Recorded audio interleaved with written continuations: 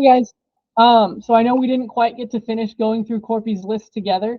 So I want to make a quick video. I went through the rest of it and wrote down some notes and did some of the examples and stuff like that. So feel free to watch this and follow along if you would like to. And hope you guys have a great AP test on Monday and get all your studying done or as done as you can between now and then. So first off, we left off right around here where we started talking about approximation and stuff like that, and when you need to use the squiggly approximately equal symbol instead of just the regular equal sign. So we talked about that, but we didn't get through the example. So if f is differentiable and f of 3 is 2 and f of 5.5 is 5, approximate f prime of 4.1. So 4.1 is partway between 3 and 5.5. If we're approximating the derivative there, that means we're just using a secant line to approximate. So we would say f prime of 4.1 is approximately equal to f of 5.5 minus f of 3 over 5.5 minus 3. So it's just a slope of a secant line. Since it says show the work that leads to your answer, this is the work. The rest of it is just going, okay, that means it's 5 minus 2 over 5.5 minus 3, which is 3 over 2.5, and we're good to go. All right, but make sure you use approximately equal and show the work that leads to the answer. The next section talks average value versus average rate of change. So average value is the average y value of whatever is being measured on the y-axis. Average value is integral over width. So you're going to get integral from a to b of f of x dx over b minus a, or 1 over b minus a integral from a to b f of x dx. Those are two different ways to kind of display that. Average rate of change, though, is that slope of the secant line, the f of b minus f of a over b minus a. And so our example for that one is if W of t is the rate at which rain falls on the roof of a house from 0 is less than or equal to t is less than or equal to 3, where W is measured in centimeters per hour and t is measured in hours, explain the meaning with correct units of 1/3 integral from 0 to 3 of W of t dt in the context of rainfall. So you want to make sure you use their words in your answer. So WT is the rate at which rain falls on a roof. So we would want to say that this is the average rate at which rain falls on a roof of a house in centimeters per hour from t equals 0 hours to t equals 3 hours. It's very important to include the units for both the dependent and independent variables. And then it's also important to notice that this is average value, and recognize from 0 to 3 and the 1/3 out in front represents average value. All right. And then since W of t was a rate, it's an average rate. Next page. The misuse of equality is an important thing to watch out for, aka mathematical prevarication, lying. If you use an equal sign, the expressions that you're putting on either side better be equal to each other. That's a problem if it's not. So for example, if you put f of x, or if you're being asked to find f prime of 1, where f of x equals 2x squared minus 1, it would be wrong to say that f prime of x is equal to 4x, which is equal to 4, because 4x is not equal to 4. So the issue is right here. Instead, you would want to say f prime of x is equal to 4x, and f prime of 1 is equal to 4 times 1, which is equal to 4. That's okay to say. You just don't want to equate the general derivative with the derivative at a value. The second example, to nearest whole number, find integral from 0 to 2 e to the x dx. It would be incorrect to say that the integral is equal to 6.389, which is equal to 6. The issue is right here. 6.389 is not equal to 6.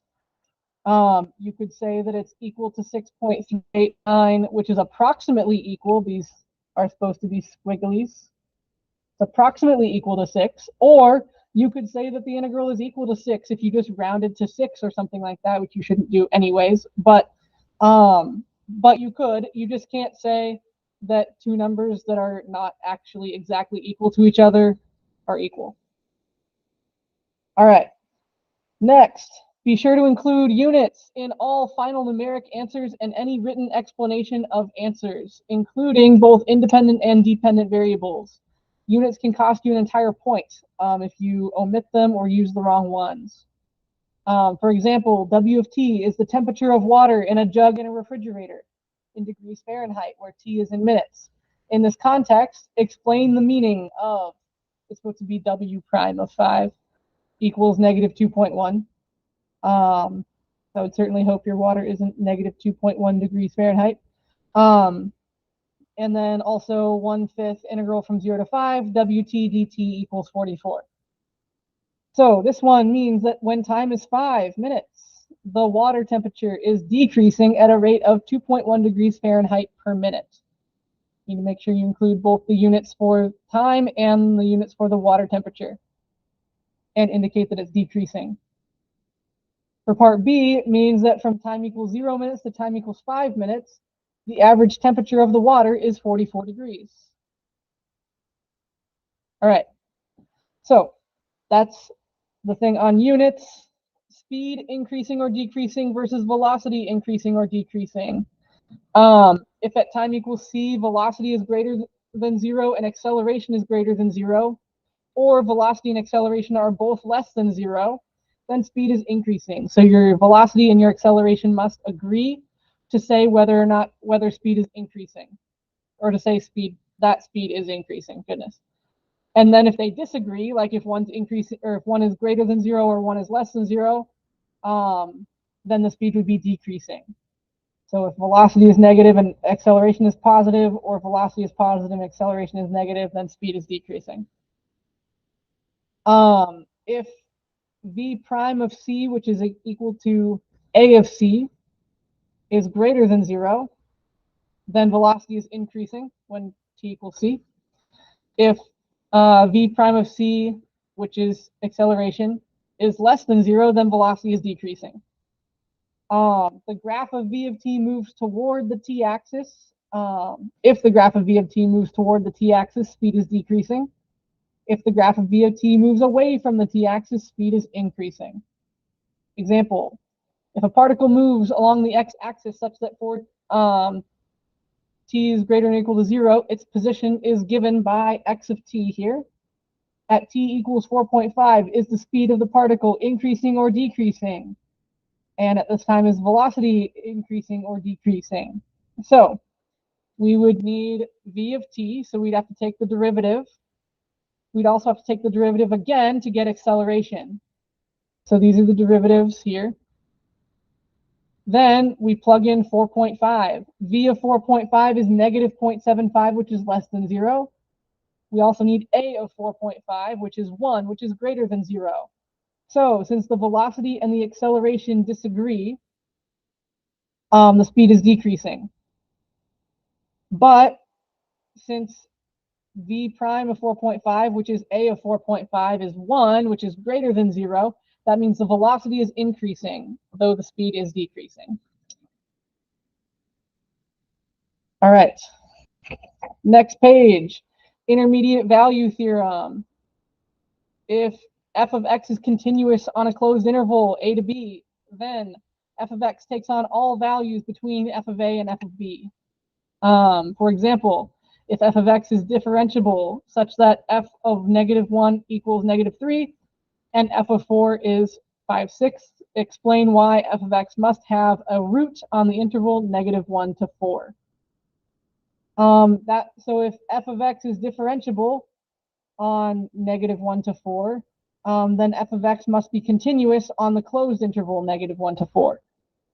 And f has a root when f of c equals 0 for some x equal to c. And since f of -1 is -3,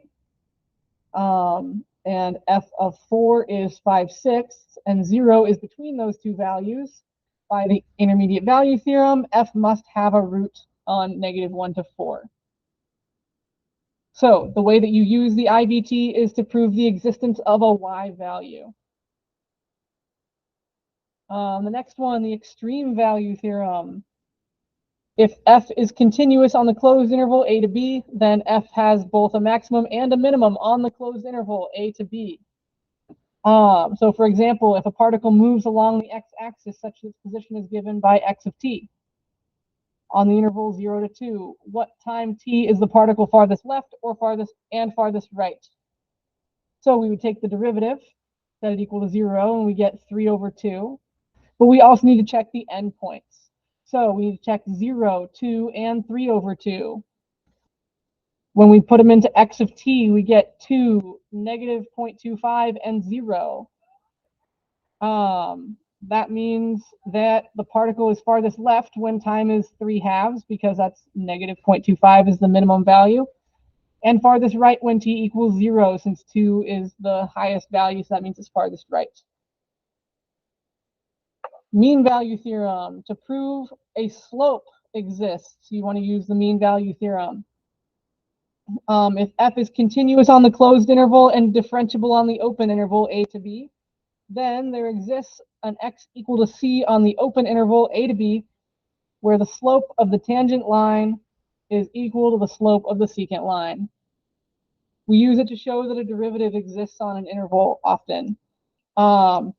So you set it up as you take the derivative and you set it equal to the average rate of change.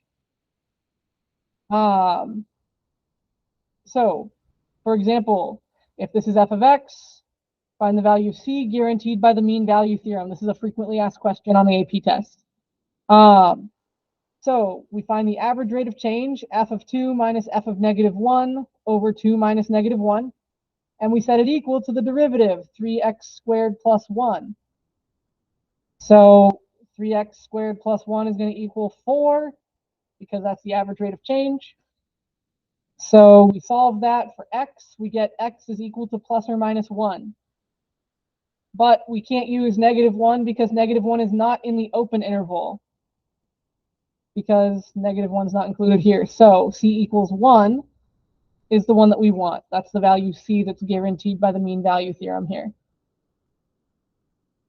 Another example, if f prime is a differentiable function for all x, and f prime of 5 is -2, and f prime of 7 is 4, explain why there must be a c such that f double prime of c is 3. So it's kind of the same thing, but rephrased. We would find the average rate of change of the derivative. So this is going to be, there exists some f double prime of c, such that f prime of 7 minus f prime of 5 over 7 minus 5 is equal to 3 is what we're looking for. And it is indeed equal to 3, because we plug in the values that we were given. We get 6/2, which is 3. All right. Goodness. All right. Next page. Start moving quicker. All right. Geometric formulas to remember. I trust you can read those and do your best to remember things like volume of a sphere. First derivative test and second derivative test. Again, read through those, think about them. Second derivative test has to do with the concavity and maxima and minima. If f prime is 0, starts off for both of them, f prime of c is 0, or f prime of c does not exist. If f double prime is negative, it's concave down like a frown, and has a maximum. If it's concave up, that would mean f double prime is positive, and it has a local, or has a local minimum at x equals c. Justifying a point of inflection. If f of c is defined and either f double prime of c is equal to 0 or f double prime of c does not exist, then f of x has an inflection point if f double prime changes sign from positive to negative or negative to positive at x equals c. So for this one, we know that f double prime of x does not exist at x equals 3. So we look up values. There's the bell. We look at values on either side of 3. We notice that f double prime is negative at 2 and positive at 4. Therefore, since f double prime changes from positive to negative at x equals 3, f has an inflection value at x equals 3. All right, moving along. Cross-sectional volume. So you can do this with magic numbers if you like to, or you can kind of just think about what some of these things are going to look like. So the magic number method, volume is equal to the magic number for that cross-section times the integral from a to b of the slice squared. So if you've got like function and a bottom function, the slice s of x is top minus bottom, or right minus left if you have a left and right function. And then for squares, that magic number is 1. Equilateral triangles, it's root 3 over 4. Semicircles, it's pi over 8. Rectangles, it is n. Quarter circles, it's pi over 4. Isosceles right triangles, it's 1/2. And isosceles right triangle, if the hypotenuse is on the base, is 1/4 versus leg on the base. You can do it with that magic number kind of a method, or you can kind of think about what's going on with the slice and what else it's equal to in terms of the dimensions of the shape you're using. Inverse trig integrals. We talked about these a little bit yesterday. Here's the formulas for arctan sine and arcsecant. And then examples that go with each of them. The first one is relatively simple, recognizing on this one that u is x and that a is root 5. We get 1 over root 5 arctan of x over root 5 plus c. On this one, you'd want to pull the 5 out and then notice that it looks like arc sine. So a is root 7, u is 3x. So we get 5 that's hanging out on the outside times 1/3 arc sine of 3x over 7 plus c. The 1/3 comes from the antiderivative of, or from the,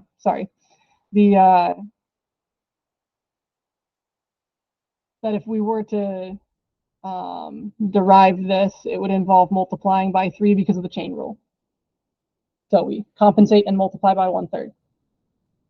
Same kind of thing happens over here with arcsecant. Sometimes you have to create what you need in terms of things out in front and stuff like that. So u is e to the x, a is root 2. On this one, in order to get it into this kind of a format, you have to stick an e to the x out in front and on top. But that's just like multiplying by 1. You can multiply by e to the x over e to the x. It'll all kind of come out in the wash at the end. So you get 1 over root 2, because that's the 1 over a part, arcsecant of absolute value of e to the x over root 2 plus c. And again,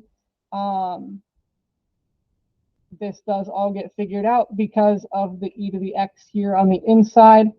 That is its own derivative, if we were to take the derivative and check things. All right, tests for convergence.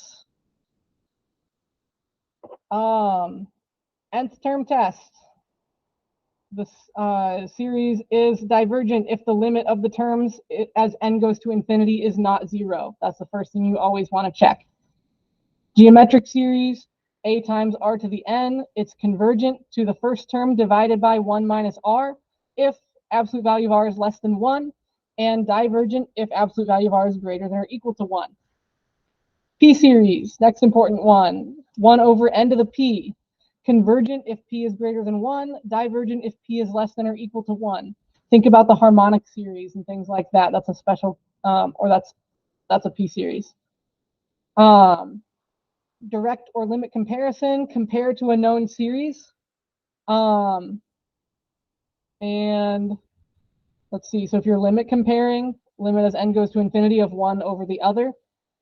If you're direct comparing, you can talk about size, like You need to show then that if the one that you're comparing to diverges, then this one has to be bigger than the divergent series, or smaller than a convergent series to say that it also converges. Integral test.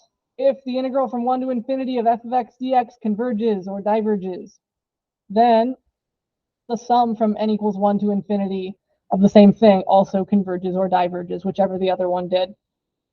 The ratio test, limit as n goes to infinity of a sub n plus 1 over a sub n is less than 1. It diverges if it's greater than 1. It's inconclusive if you get equal to 1. Same thing with the root test, except you're taking the nth root of the whole thing, and then taking the limit as n goes to infinity and seeing what you get. Alternating series error, test and error bound. If your series is alternating, it's convergent if the limit of the terms is 0. And then for the error bound, if you have the first however many terms added together, the first unused term is greater than or equal to the error. So the error must be less than or equal to the first unused term when you're adding terms. 3 decimal accuracy, just a reminder, round or truncate, store non-exact answers needed for future calculations and label them on your paper so you don't forget. Avoid duplicate letters. Never use an approximate value to calculate a subsequent value. Always use exact values until it's your final answer. Then you can round. Ooh, last couple pages. Implicit differentiation. I'm going to let you read through that. Parentheses. It's better to have them and not need them than to need them and not have them. Especially true in these situations. Also remember that multiplying by the conjugate is something that you can do to help things along sometimes. Like in this case, it gets rid of the root on the bottom. Cusp alerts. If you have a variable raised to a power that's between 0 and 1, you will have a continuous function that is not differentiable at that value of the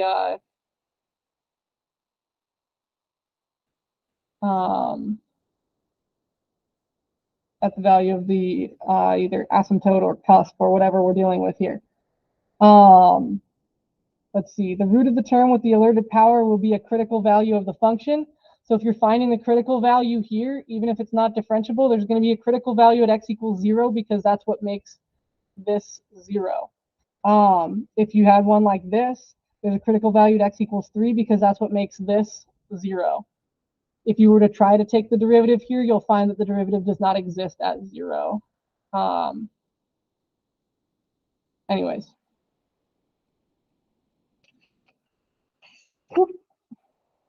Other reminders, pronouns. Don't use pronouns or be vague or ambiguous. Don't say things like since it changes from positive to negative, or since the graph is increasing, or the function changes signs there. Use the actual function like f of x or g of x or whatever you're talking about. Be explicit, say what you mean what you say. Don't waste time erasing. If you draw a line through something, it becomes invisible to the AP graders. Don't draw a line through anything on a free response unless you intend to replace it and have the time to replace it with something else. You're not going to lose points on the test overall if you have something wrong in a section, but you can't get any points if you don't have anything written. Don't let a wrong answer on one part of an FRQ keep you from getting credit on subsequent parts. Use your wrong answer correctly later on, and you can still collect points. You don't need to simplify numeric answers on the free response unless you are explicitly told to do so. But you must indicate your numeric methods to get credit, so you have to show your work. Especially for things like integral approximations from a table of values, difference quotients using areas from a graph. You can't just leave a naked answer and expect points. You have to show how you got there. Breathe, relax, smile, get that 5. Also, don't abbreviate except for things like max, min, IVT, EVT, and MVT. So actually, when in doubt, write it out. All right. Good luck on the AP test. You guys got this. See you later.